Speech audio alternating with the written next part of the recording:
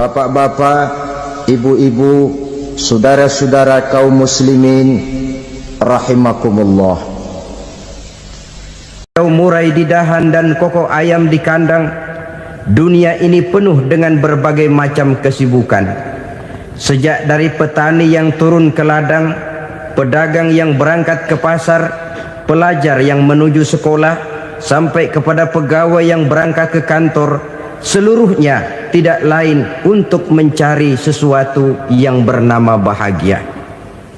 Setiap orang menginginkan kebahagiaan, dan tidak seorang pun menginginkan kesengsaraan dalam kehidupan ini. Namun nyatanya tidak setiap orang yang ingin bahagia mengetahui jalan yang harus ditempuhnya untuk sampai kepada kebahagiaan itu.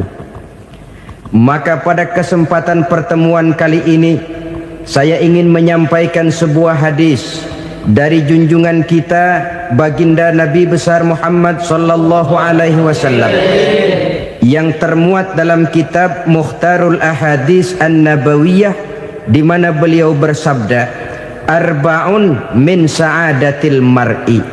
Ada 4 perkara yang merupakan tanda dari orang bahagia. Saya mau tanya, di antara saudara-saudara yang hadir di sini, apa ada yang kepengen jadi orang sengsara? Seluruhnya tentu ingin mendapatkan kebahagiaan. Maka menurut resep dari Nabi kita, tanda orang bahagia itu 4. Jadi kalau saudara ingin bahagia, harus mempunyai 4 perkara ini.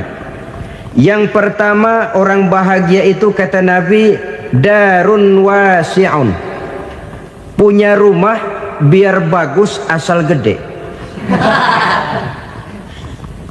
enak ngaturnya, daripada sudah punya rumah kecil adanya di pinggir kali, gubuk, kalau hujan bocor miring lagi, kiamat.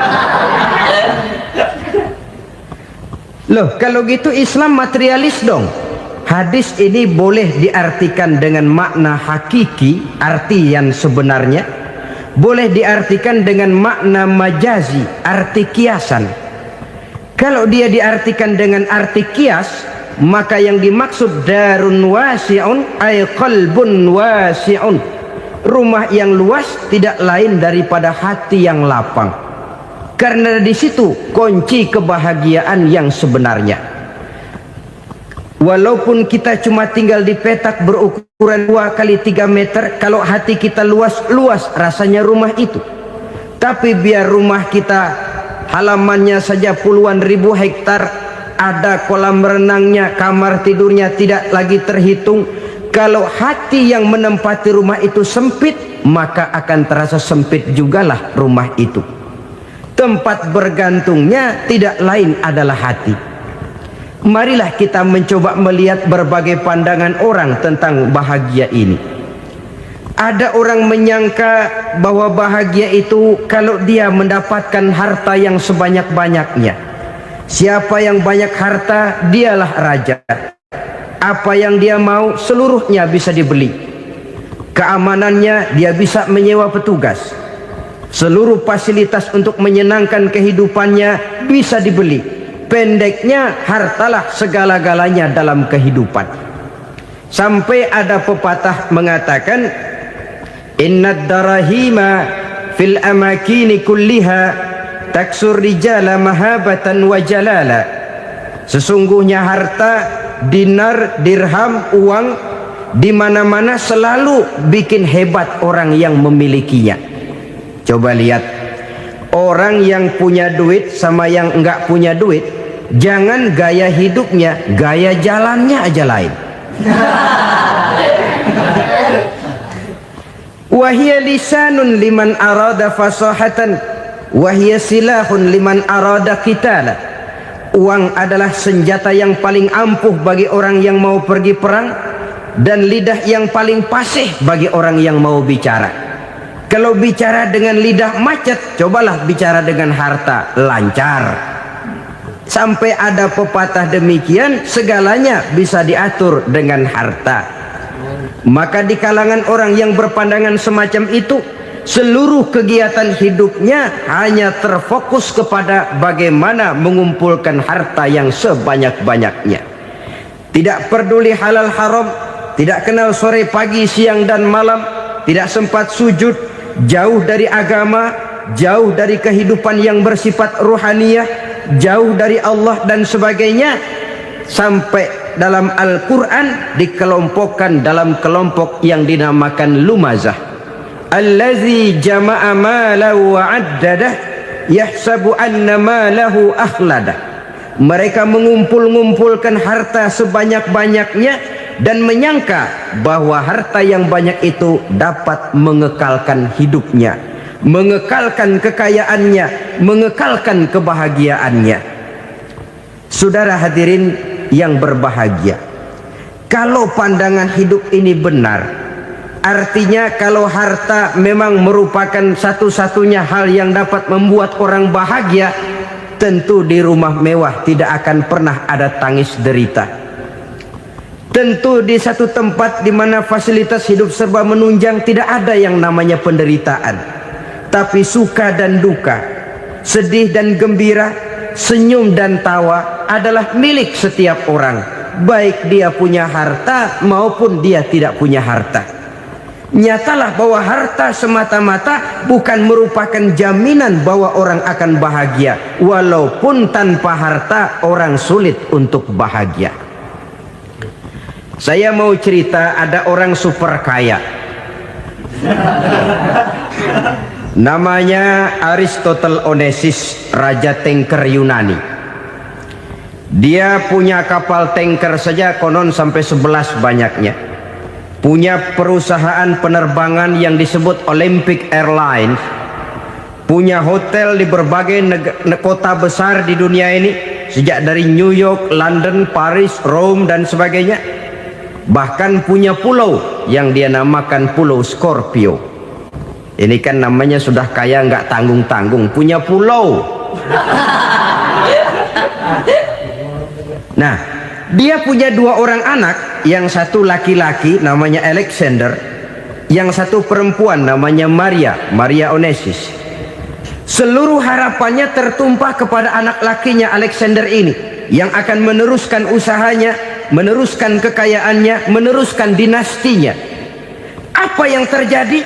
Ternyata anak yang dia harapkan yang bernama Alexander ini mati muda dalam kecelakaan pada waktu dia olahraga. Apa olahraganya? Namanya olahraga anak orang kaya, golongan jet set. Olahraganya olahraga pesawat terbang. Jatuh, ya nggak kapungut, habis mati. Tinggal satu anak perempuannya, Maria Onesimus. Tapi anak perempuan ini juga malah urakan. Terakhir dia pacaran, bahkan kemudian kawin sama orang Rusia. Rupanya Aristotle Onesimus ini broken. Kekayaannya yang berlimpah ruah, perusahaannya yang begitu banyak, siapa yang akan meneruskan? Siapa yang akan menggantikan? Sampai kemudian dia mengurung diri di Pulau Scorpio dan mati di sana secara mengenaskan. Seorang multi jutawan, seorang yang super kaya, mati menyendiri di pulau sepi. Ibarat kata pepatah, anak ayam mati di lumbung. Bukan kekurangan makanan, keurugan makanan. Begitu kehidupan Aristotle Onesimus. Dan banyak orang-orang yang sudah demikian kaya sampai dibingungkan oleh kekayaannya sendiri. Telusurilah kehidupan David Rockefeller misalnya, Henry Ford misalnya, Adnan Khashoggi misalnya. Multi jutawan yang kadang-kadang dibuat keder oleh kekayaannya sendiri. Pantas ketika Imam Ali ditawarkan orang, "Ya Ali, kalau kepadamu disuruh pilih ilmu atau harta, kau pilih mana?" Ya jelas pilih ilmu dong. Kenapa? Pertama, ilmu kalau kita berikan kepada orang lain tambah. Tapi harta kalau kita berikan kepada orang lain kurang. Saudara punya uang 10.000, dibagi orang 5.000, jelas uang saudara berkurang. Tapi saudara punya ilmu diberikan kepada orang lain bisa, saudara pun makin mantap. Tidak lantas jadi bodoh karena ngajarin orang. Saudara bisa Fatihah lalu mengajarkan orang Fatihah. Orang bisa, saudara pun makin hafal. Tidak lantas setelah diajarin orang ilmunya hilang. Begitu datang dia minta orang, tolong ajarin saya Fatihah, udah habis, nggak ada.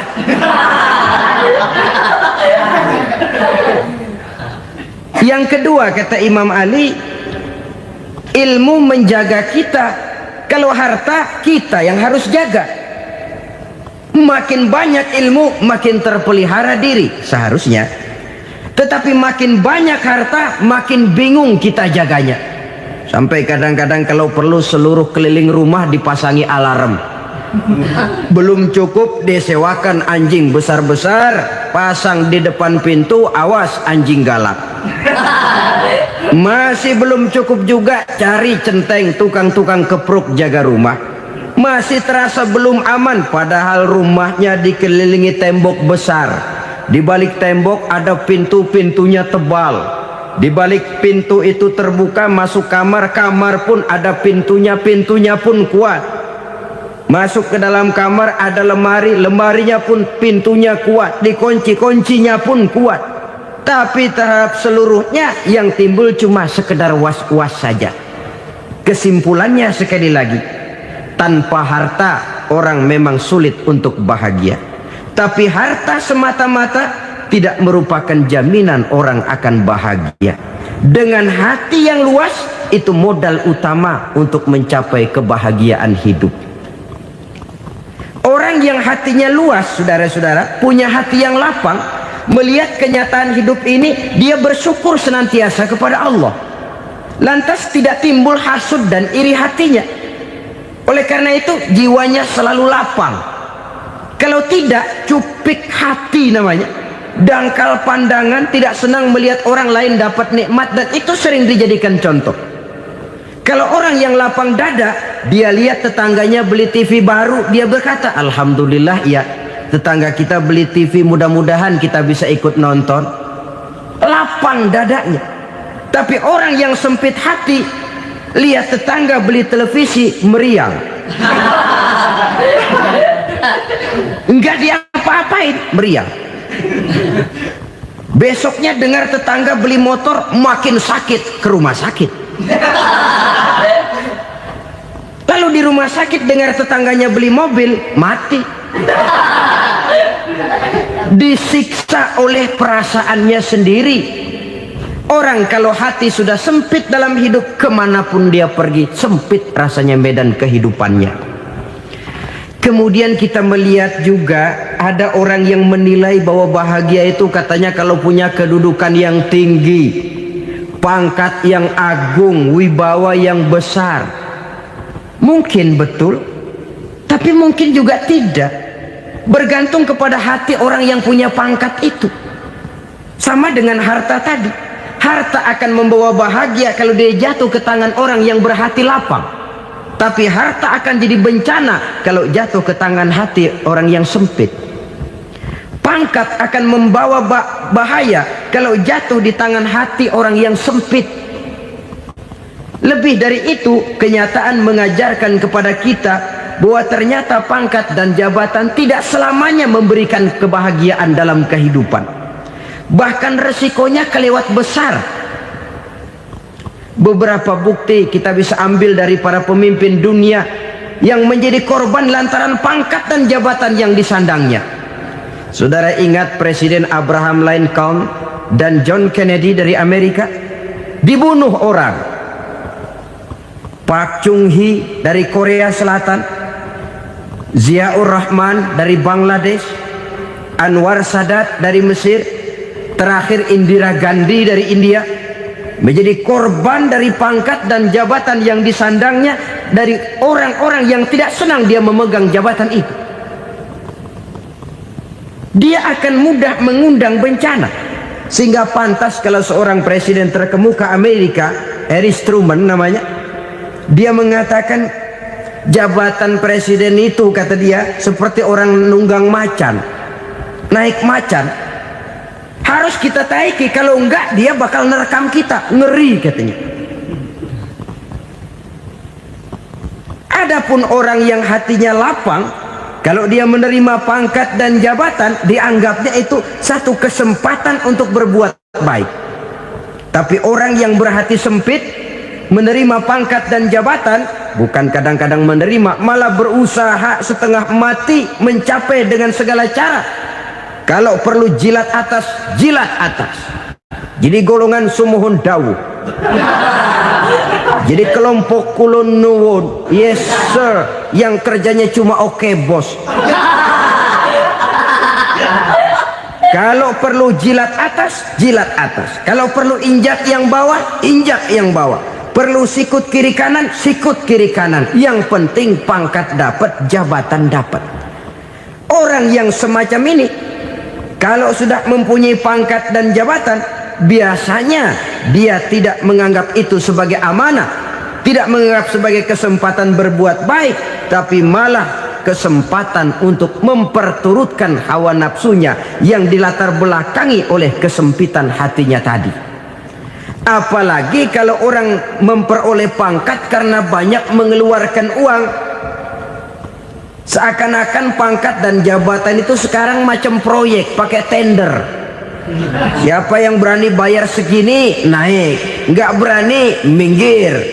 Padahal logikanya, kalau orang mencapai satu jabatan karena banyak mengeluarkan uang, hampir bisa dipastikan bahwa setelah jabatan itu dia pegang, langkah pertama yang akan dilakukannya ialah berusaha bagaimana uang yang dia keluarkan supaya kembali.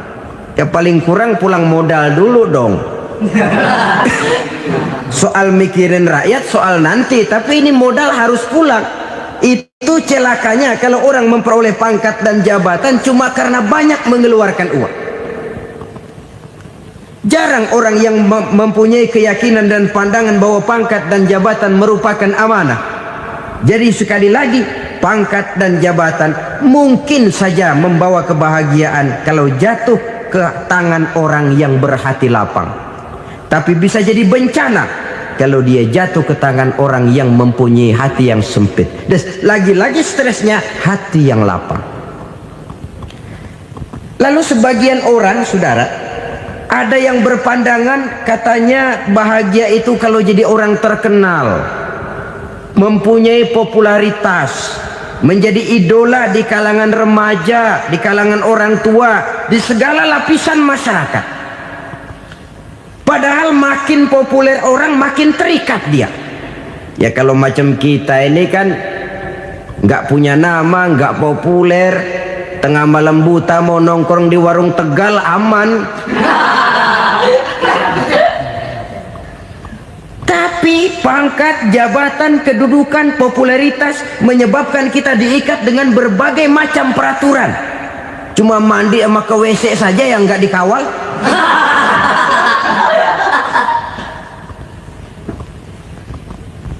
Benarkah popularitas, ketenaran membawa kebahagiaan? Mungkin ya, tapi mungkin juga tidak.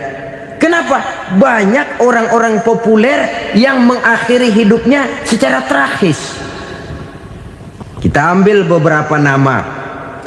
Di Amerika tahun 60-an ada bintang seksi paling terkenal yang dijuluki seks bom, bom seks. Sampai sekarang jadi legenda, namanya Marilyn Monroe. Singkatan dobelnya itu inisialnya MM, Marilyn Monroe. Terkenal top sampai dia mati tahun 62. Namanya sekarang masih saja dibicarakan orang. Kenapa dia bunuh diri? Tidak punya hartakah dia? Banyak. Kurang populerkah dia? Seluruh dunia mengenalnya. Sejak rakyat kecil sampai pejabat tinggi dia punya hubungan. Kenapa? Jenuh. Dia terlahir dalam keadaan yatim. Setelah itu tidak lama dia berangkat remaja, ibunya meninggal. Pindah dari wanita asuh ke wanita asuh sampai 12 orang ibu angkatnya. Dan kekecewaan yang paling parah, setiap laki-laki yang dekat dengannya hanya seperti kapal berlabuh, datang dan pergi silih berganti, padahal dia merindukan seseorang yang bisa melindungi hidupnya. Dia rindukan itu dan dia tidak pernah menemukan. Itu yang akhirnya menyebabkan dia minum pil tidur kelewat dosis, minum obat tidur kebanyakan, ya tidur terus sampai sekarang.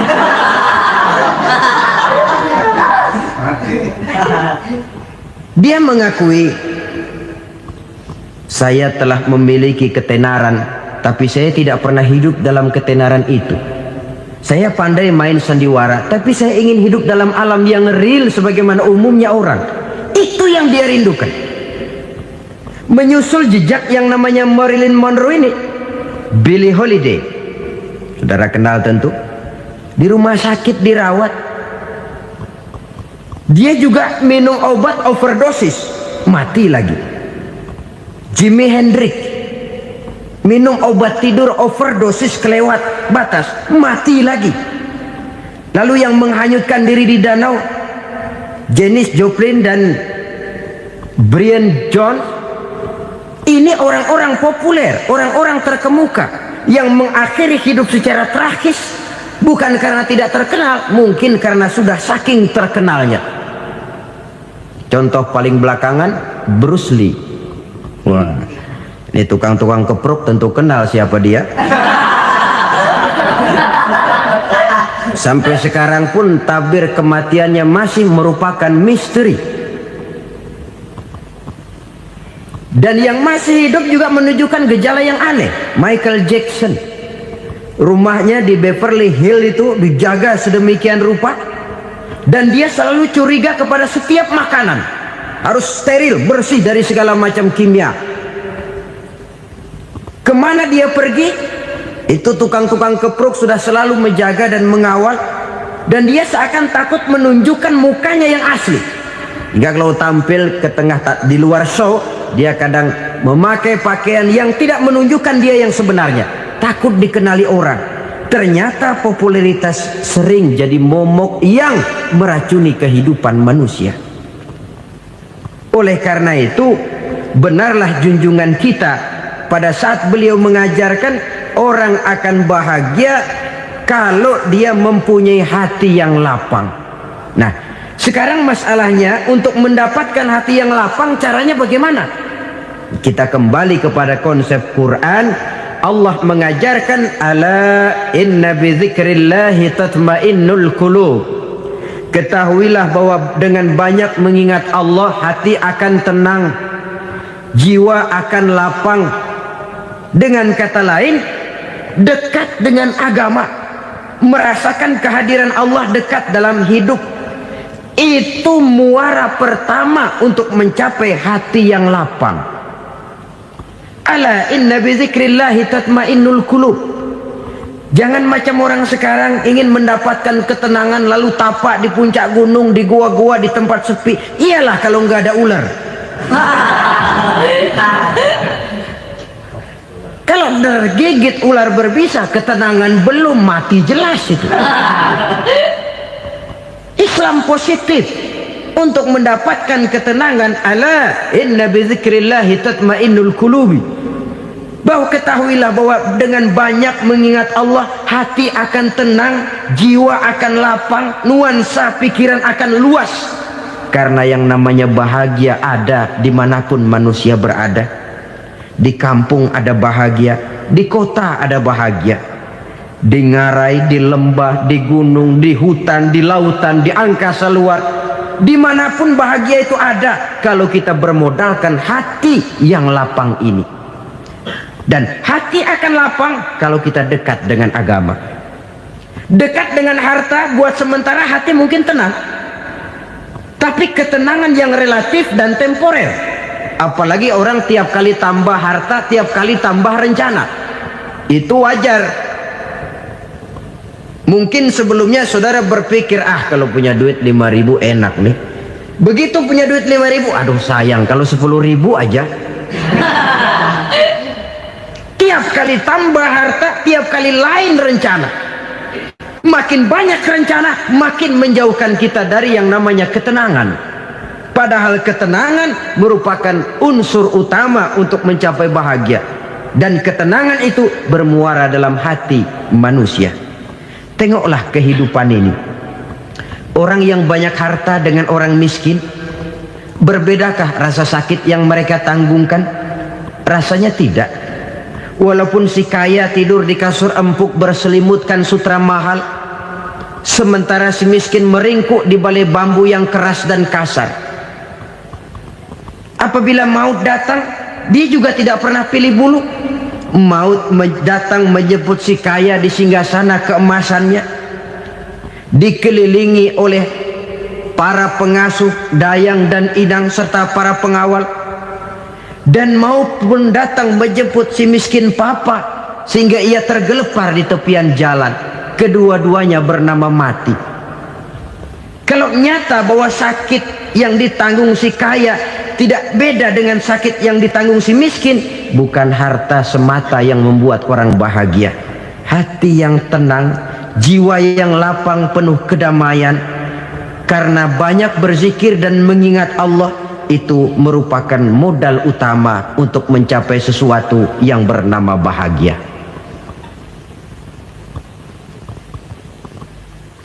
Saudara hadirin yang saya hormati, inilah yang pertama dari 4 ciri yang digambarkan oleh Nabi tentang tanda-tanda orang bahagia. Dan harus berangkat dari yang pertama ini, hati yang lapang. Ini yang harus kita miliki lebih dahulu. Baru nanti akan menyusul kepada poin yang ketiga, kedua, dan selanjutnya. Sebab kalau hati sudah terisi dengan jiwa yang lapang, seluruh persoalan insya Allah akan bisa kita atasi dengan sebagaimana mestinya. Yang kedua sekarang, tanda orang bahagia menurut baginda Nabi, markabun syariah. Orang bahagia itu, kata beliau, punya kendaraan biar cepat asal lancar. Artinya kemana dia mau pergi mudah. Apa maksud hadis ini? Kalau kita kaji lebih dalam, kendaraan itu kan alat transportasi. Transportasi tidak lain adalah usaha memudahkan komunikasi. Pindah dari situ kepada teori bahwa manusia adalah zon political, makhluk bermasyarakat yang tidak bisa memenuhi kebutuhan hidupnya secara sendirian. Kita memerlukan keberadaan orang lain dalam kehidupan ini. Untuk memakai baju saja kita sudah perlukan petani yang tanam kapas, pabrik yang memintal kapas jadi benang, pabrik yang menenun benang jadi kain, sampai kepada mesin jahit, sampai kepada tukang jahit. Itu cuma untuk memakai pakaian saja. Tidak seorang pun di antara kita yang sanggup memenuhi kebutuhan hidupnya secara sendiri. Kita perlu orang lain. Maka kebebasan dalam arti mutlak, kebebasan tanpa batas, itu tidak mungkin ada dalam kehidupan. Karena kita mengadakan yang disebut interaksi sosial. Setiap kegiatan kita tentu melibatkan orang lain. Menurut kita barangkali kita bebas jalan di jalan raya semaunya, tapi orang lain berkendaraan pun merasa bahwa ini ada juga jalan haknya, dan begitu selanjutnya. Oleh karena itu, maksud dari kendaraan yang cepat ini adalah khulata'uhu ma'as solihin. Lingkungan pergaulannya terdiri dari orang-orang soleh. Pergaulannya luas. Kemana dia pergi ada temannya. Kesulitannya ada tempat dia cerita. Dan kesulitan kalau sudah diceritakan kepada orang lain, taruh kata orang itu tidak bisa menolong, namun menceritakannya kepada orang yang kita percayai, kan paling kurang sudah mengurangi beban jiwa, mengurangi tanggungan batin, merasa masih ada tempat kita cerita. Maka lebih baik orang awam yang mau bergaul ketimbang orang setengah alim tapi ngunci pintu. Sebab nantinya akan timbul sikap picik, cupik pandangan, dan tidak luas menghadapi kenyataan dalam kehidupan ini. Namun yang harus kita garis bawahi, pergaulan memang mesti luas. Namun jangan sekali-kali lupa bahwa pergaulan sangat besar pengaruhnya dalam ikut membentuk kepribadian manusia. Sehari-hari bisa kita bilang, kalau kita dekat sama tukang minyak wangi, sekalipun nggak dibagi minyaknya, baunya tentu dapat. Betul? Tapi dekat sama tukang elas, walaupun nggak kena apinya, asapnya mesti kena. Kalau Syauqi mengatakan lebih jelas lagi, man asyaral asrafa asa musyarrafan wa muasyiral anzali ghairu musyarrafin. Awalam taral jildal hakira muqabbalan bisagri lamma sara jildal mushaf. Siapa yang bergaul dengan orang mulia, dia bakal ikut menjadi mulia. Tapi siapa yang berteman dengan orang hina, dia tidak bakal ikut menjadi mulia. Tidakkah kau lihat, kata Syauqi, kulit kambing yang hina pun dicium orang ketika menjadi kantong Quran. Kulit kambing hina, kalau dia sendirian gak ada yang mau cium. Tapi begitu dia bergaul dengan Quran, menjadi kantong Quran, dipakein minyak wangi, ditaruh di tempat yang tinggi, mau diambil dicium dulu, dibawa dengan penuh hormat dan hati-hati. Kulit kambing yang hina lantaran berteman dengan Quran, numpang mujur. Tapi coba lihat kalau kulit kambing berteman dengan kayu, jadi beduk, habis. Zohor dikemplang, asar dipukul. Itu pun sedikit saja, cuma salah milih teman. Yang temannya Quran dihormati orang, yang temannya kayu lantaran jadi beduk, gelap-gelap subuh orang udah kemplangin.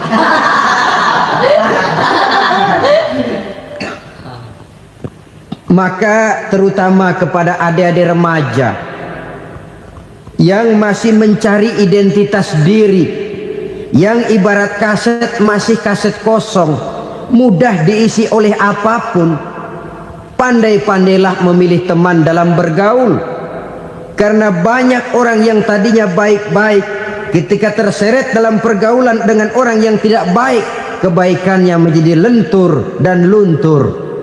Tapi berapa banyak bajingan-bajingan tengik, orang-orang yang berlumur noda dan dosa, tiap hari melakukan maksiat, namun bergaul dengan orang yang baik-baik, pada akhirnya sedikit demi sedikit beringsut dan berangsur dia terbiasa mengikuti kebaikan-kebaikan.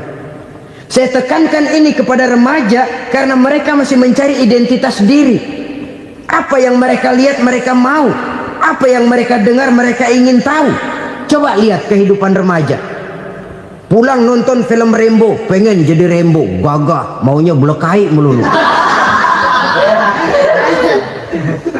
Pulang nonton film Superman, pengen bisa terbang. Pulang nonton India, nyanyi melulu. Wajar, mereka masih mencari identitas diri. Saya ini sebenarnya siapa? Lingkungan, pergaulan akan membentuk itu. Karena itu pandai-pandailah bergaul, karena ia sangat besar pengaruhnya dalam ikut membentuk kepribadian manusia. Apalagi sifat yang jelek lebih cepat menularnya ketimbang sifat yang baik. Sifat yang baik, watak yang soleh itu lambat sekali untuk menular. Tapi yang tidak baik, kan prosesnya mah kalau remaja biasanya mula-mula dengar. Karena dengar lalu pengen tahu, karena pengen tahu lalu ngeliatin, begitu ngeliatin kan pengen nyobain, setelah nyobain ketagihan. Nah, ini prosesnya. Yang namanya ganja, morfin, narkotik awalnya kan begitu. Mula-mula dengar, katanya kalau sudah fly to the sky, sudah melayang ke langit katanya, disitulah puncak kebahagiaan. Mulanya cuma dengar, karena dengar pengen tahu, karena pengen tahu lalu ngeliat, kumpul sama orang yang suka ngeganja. Setelah ngeliat, nah pengen ngerasain. Begitu ngerasain enak juga, ketagihan. Kalau sudah ketagihan jadi penyakit kronis, bisa merembet kepada yang lain. Iya, kalau orang tuanya mampu untuk beli morfin, beli ganja. Kalau tidak kan pikirannya ngayap, jemuran siapa ya gue sabet. Timbullah perbuatan-perbuatan negatif yang bermula dari salah pergaulan. Apalagi buat adik-adik remaja yang tinggal di kota-kota besar, yang pengaruh budaya, pengaruh kesenian, pengaruh struktur kehidupan yang nampak makin individualistis, di mana persaingan tajam, tensi ekonomi tinggi, orang mudah mengalami stres. Pandai-pandailah dalam bergaul, sekali lagi, karena ia sangat besar pengaruhnya dalam ikut membentuk kepribadian manusia. Orang bahagia punya kendaraan yang cepat, artinya punya pergaulan yang luas, dan lingkungan pergaulannya terdiri dari orang-orang yang soleh.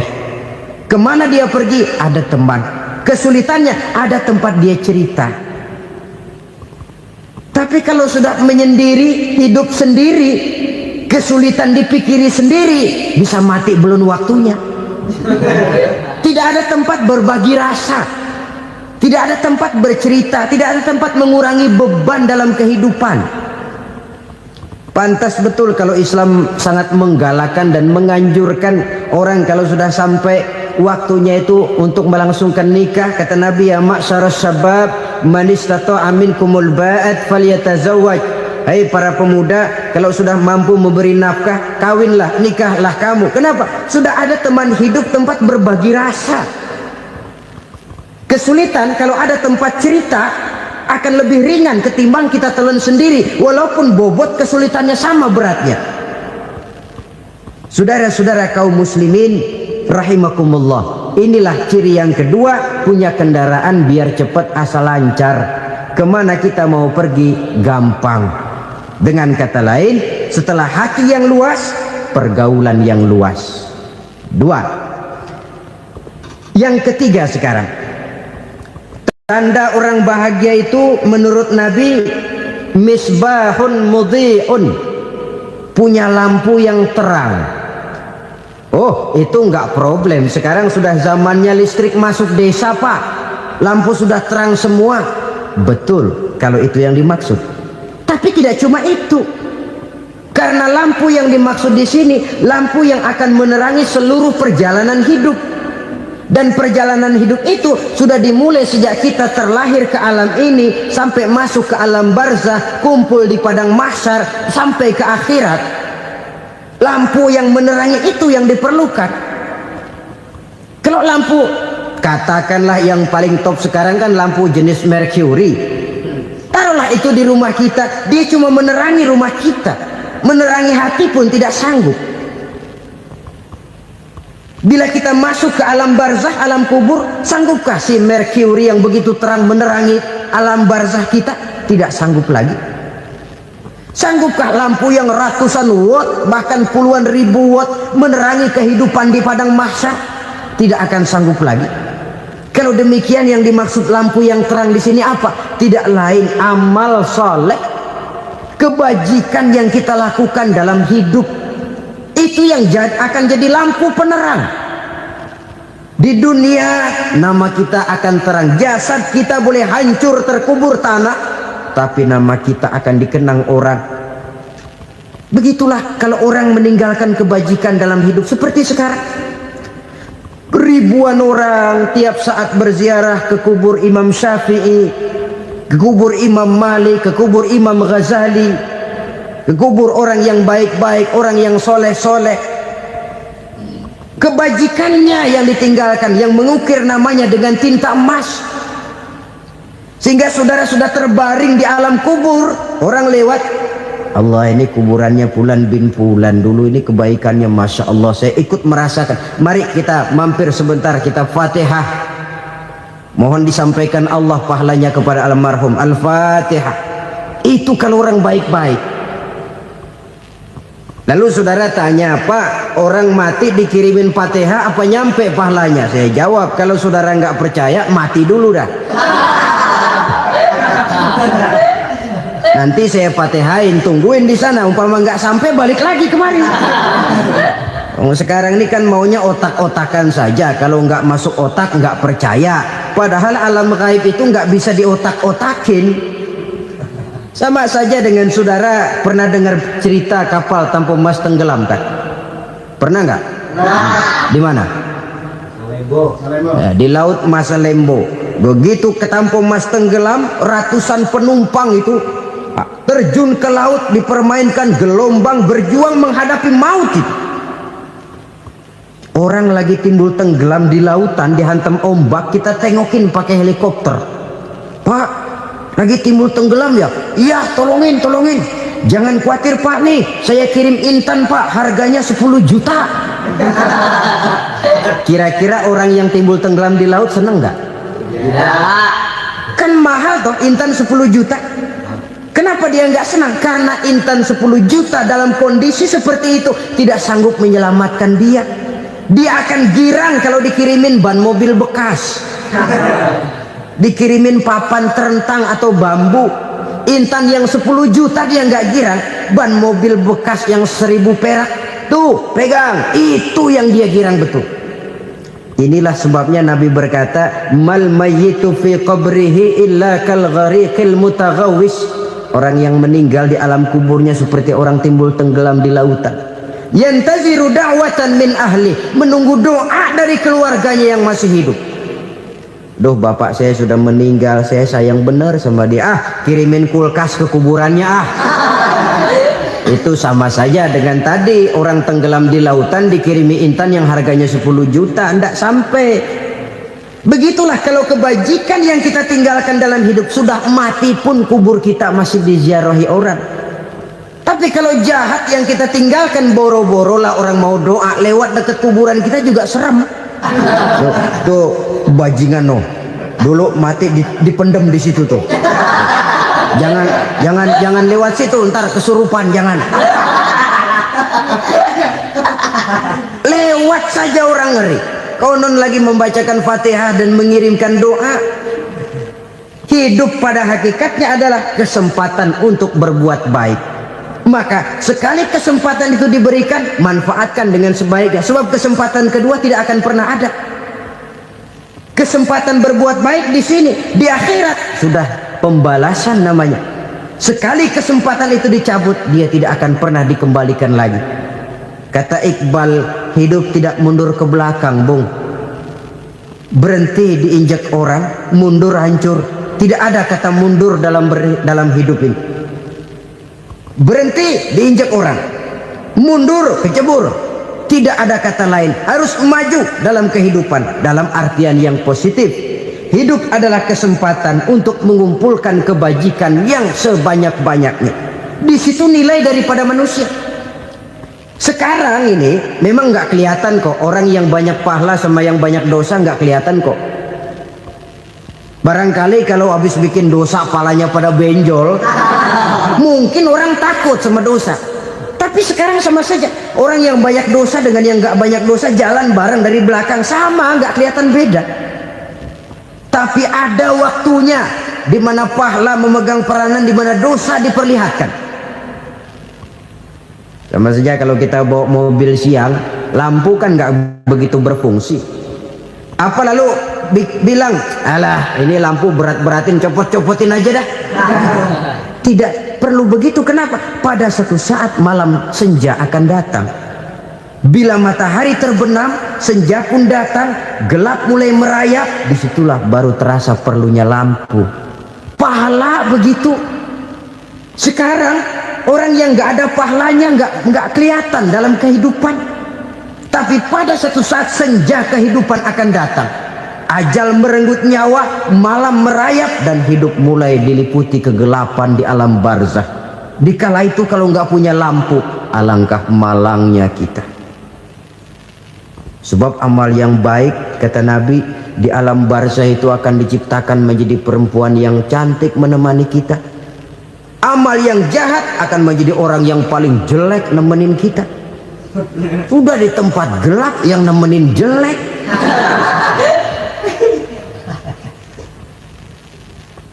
Kaum muslimin rahimakumullah.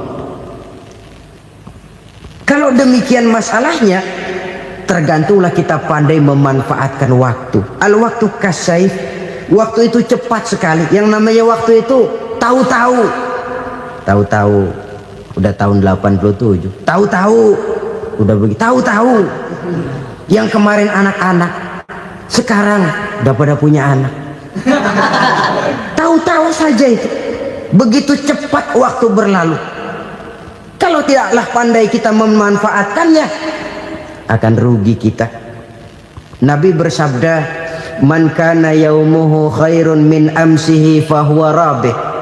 Barang siapa yang hari ini lebih baik daripada hari kemarin, itu orang untung. Hari ini lebih baik daripada kemarin. Bulan ini lebih baik dari bulan kemarin. Tahun ini lebih baik dari tahun kemarin. Itu orang yang beruntung. Tahun kemarin sembahyangnya maghrib doang, sekarang udah tambah isya. Tahun kemarin cuman Idul Fitri aja ngancem bener, sekarang udah tambah Jumat, lalu tambah lagi maghrib, tambah lagi isya, dan selanjutnya. Hari ini lebih baik daripada kemarin, itu orang yang beruntung. Wa man kana yaumuhu mislu amsihi fahuwa khasir.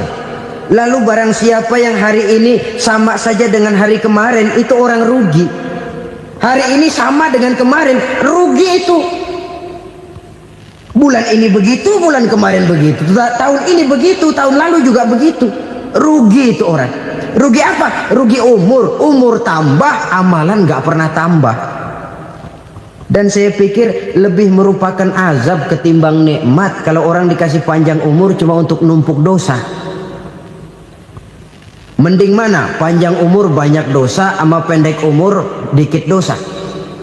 Mending mana? Mending mana? Ya, paling mending tentu panjang umur banyak pahala. Tapi kalau tidak, sekali lagi, lebih merupakan azab ketimbang nikmat kalau orang diberikan panjang umur tapi cuma untuk sekedar menumpuk dosa. Kehilangan kesadaran bahwa dunia bukan terminal akhir dari satu perjalanan. Dia cuma halte di mana kita berhenti sebentar untuk menuju kepada terminal yang hakiki. Saudara-saudara kaum muslimin rahimakumullah, inilah lampu yang akan menerangi kehidupan, amal yang kita lakukan di dalam kehidupan. Jadi yang dimaksud dengan lampu yang terang, kebajikan yang kita kerjakan dalam hidup. Nah, setiap orang di awal tadi saya bilang ingin bahagia. Bahagia itu kan hakikatnya kumpulan senang dan selamat. Senang, selamat. Apa bedanya? Senang tapi tidak selamat, nggak bahagia. Selamat tapi nggak senang, nggak bahagia orang. Contoh, kalau orang korupsi, duitnya banyak, senang dia, tapi keselamatannya. Ada tentara baris di samping rumahnya udah bingung, padahal tentara latihan. Tentara cuma latihan, dia bingung. Senang, tapi karena keselamatannya tidak terjamin, dia tidak bahagia. Sebaliknya pegawai negeri jujur benar, cuma segaji-gajinya, selamat nggak korupsi tapi melarat, ya nggak bahagia juga, kurang senang. Kesenangan dan keselamatan untuk dunia saja, ya sekali lagi, kalau cuma sekedar untuk dunia saja, bisa dibeli pakai uang, bisa dibeli pakai uang. Saudara ingin selamat, bisa dibeli pakai uang. Saudara ingin senang, bisa dibeli dengan uang. Tapi setelah mati masuk ke alam barzah, habis kekuasaan uang. Nggak bisa lagi beli keselamatan pakai uang, tidak mungkin lagi membeli kesenangan dengan uang. Di situ pahala yang megang peranan. Makin banyak pahala, makin banyak saham untuk membeli kesenangan dan keselamatan, untuk memperoleh yang namanya bahagia. Dan jangan lupa loh, di alam barzah kita nggak sebentar, menunggu datangnya kiamat. Loh iya, kalau kita begitu dikuburin terus kiamat datang, untung. Tapi kalau masih harus 1000, 2000, puluhan ribu tahun yang akan datang, dalam satu penantian yang begitu lama, tanpa saham untuk memperoleh kebahagiaan, satu kemalangan yang tidak ada pernah putus-putusnya. Janganlah tergelincir oleh kebahagiaan sebentar yang menipu dengan mengorbankan kebahagiaan hakiki yang berjangka panjang. Apa artinya senyum sejenak kalau harus ditebus dengan tangis seumur hidup?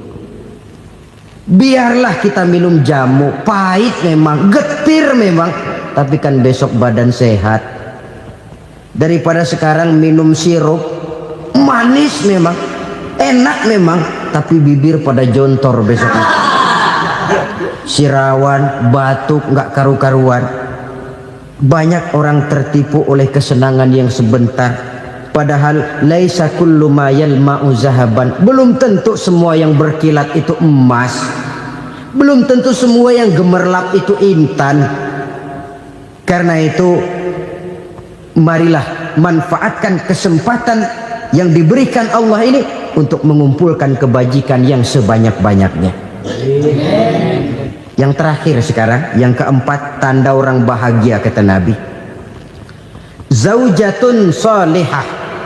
Orang bahagia itu tanda yang keempat kata Nabi, punya istri biar cakep asal taat.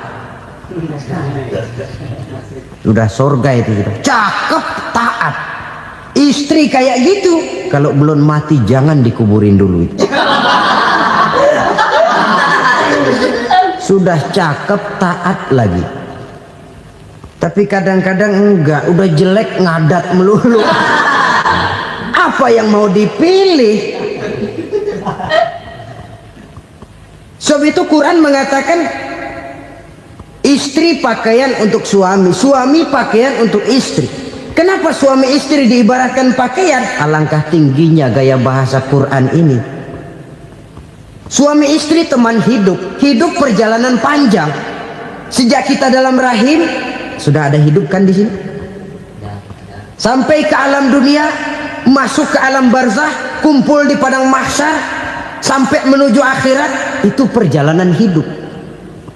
Carilah istri atau suami teman hidup yang membawa manfaat tidak hanya kehidupan di dunia ini, sampai di alam barzah, sampai di padang mahsyar.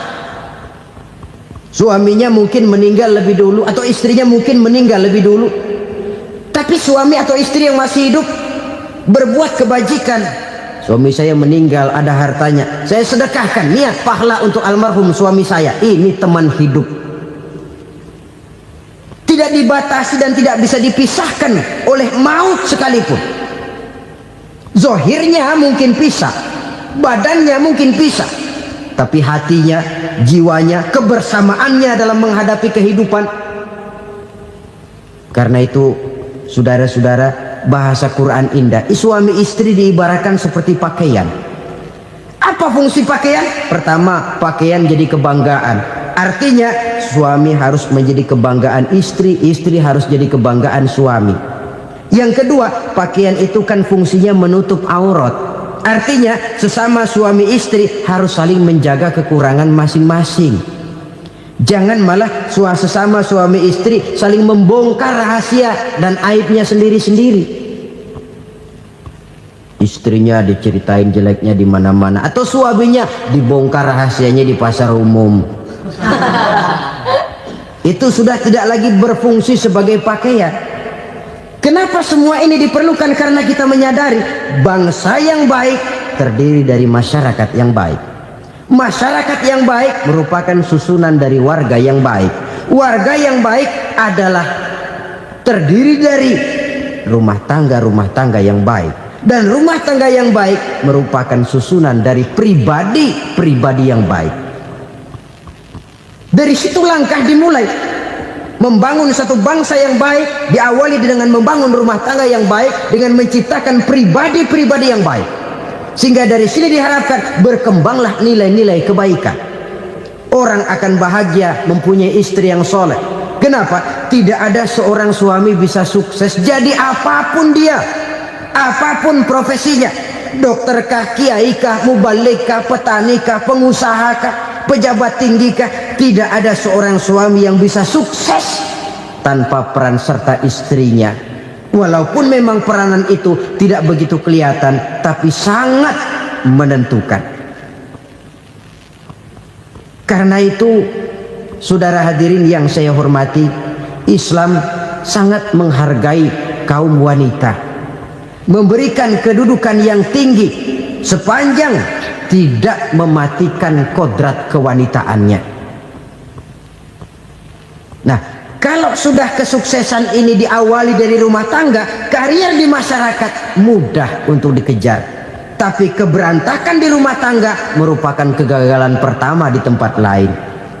Nah, inilah saja yang dapat Al-Fakir sampaikan pada pertemuan kali ini.